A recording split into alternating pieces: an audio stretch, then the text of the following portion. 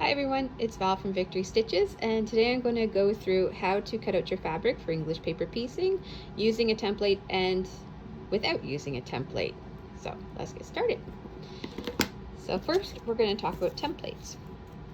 So English paper piecing templates, a lot of brands that you'd get, see there you go, you can kind of see it better there.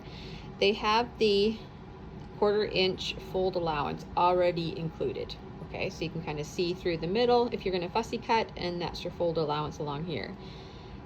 Here's a tip that if you like more fold allowance, like I generally do, get a template that is a size up if it's available, and then that way you have extra fold allowance, but you can still see if you want a fussy cut.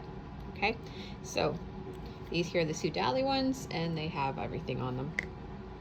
So here first we're going to, and how do you make a template? We'll do that quickly. So if you don't have a template and you just have a paper, not all paper shapes come with templates, or if you end up making your own shape, how you would make a template if you want one for fussy cutting is pretty simple. So you need a ruler and a pencil and your shape. So first you take template plastic. You can also do this on card or Bristol board or whatever you'd like. And you just cut out, you draw out your shape. There you go. That's a 1-inch hexagon. If you hear pitter patter in the background, my dog Ellie has come in to see who I'm talking to. All right, take your ruler and find a 1/4 inch mark.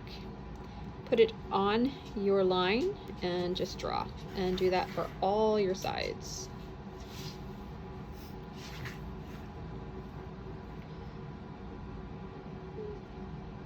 Kind of hard to see here. I've got a bit of a glare happening.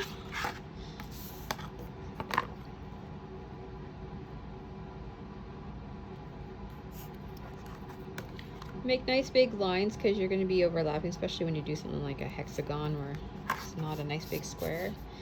You're going to be cutting it out anyways. Oh, there we go. Okay. So there it is, and you can just cut that little guy out.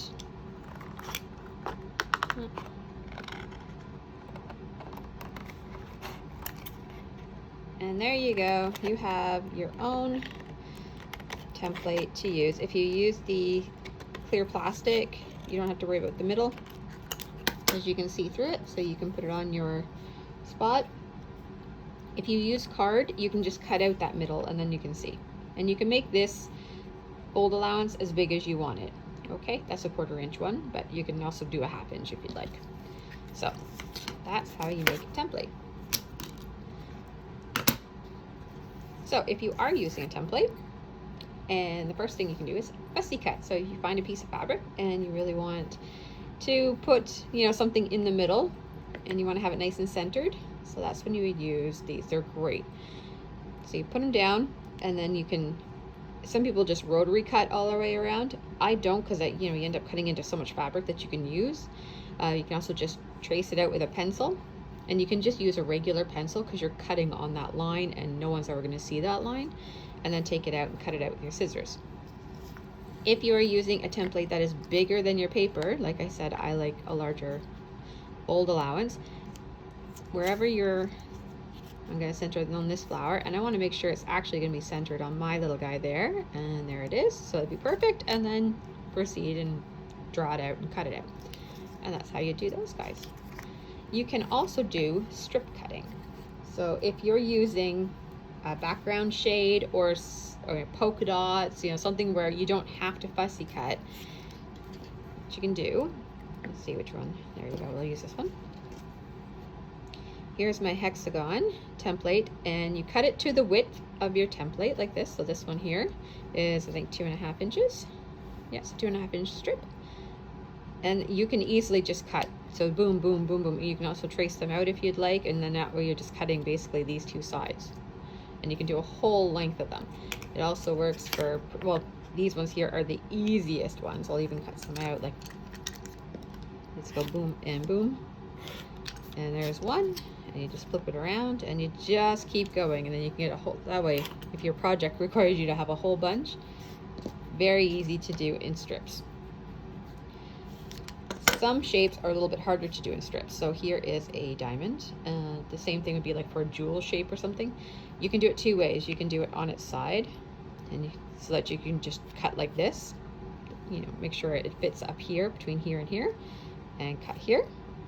Or, depending on what your stuff looks like or what you would like, if it's directional fabric, lines or something, you want to make sure it all goes a certain way, then cut it that way so it's tip to tip.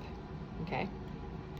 Another way to maximize is, let's just say my project, I needed diamonds and I needed triangles. If you cut this just a tiny bit bigger to accommodate both, you can get both on there. So they would be like this. So you need an extra ½ inch here and an extra ½ inch up here, which my piece just isn't big enough. But that way you could draw that one out and then put that one on, draw that one out, and basically you just cut your lines as you go, and you just keep moving them over. So it'd be like that, and then like that, and then you move this guy over, and just keep repeating the process. Less wastage, especially if you're using the same color. Okay. Next one would be, if you do not have a template, what do you do? Okay, well, for fussy cutting, I would make my own. But if you're just basically using a background or a all over pattern, that it doesn't matter if you're not fussy cutting, basically. There we go. I'm gonna do actually that shape there. I just picked it because it's a Dresden and it's got a lot more angles to it. Okay, it also works well for curves. Now you can trace around with your pencil and sort of go, ooh, you know, I think that's about a good fold inch here, here, you know, keep going around like that. You can do that and then cut that out. Or you can just simply hold it or stick a pin in there and just cut so you have the allowance that you want. And just cut it out. I don't know if there's a term for this. I like to just call it free cutting. Now remember, your cutting does not need to be perfect because it is going to be folded over and nobody is going to see it. So if you want perfection, that is up to you, but nobody is going to see that this here is not quite the same as here or here, okay? And there you go, you just fold it over and do your thing. So there is a couple different ways to cut and how to make your templates, and I hope it helps some of you, because not all shapes come with templates. So it's a nice little trick. Okay, have a great day.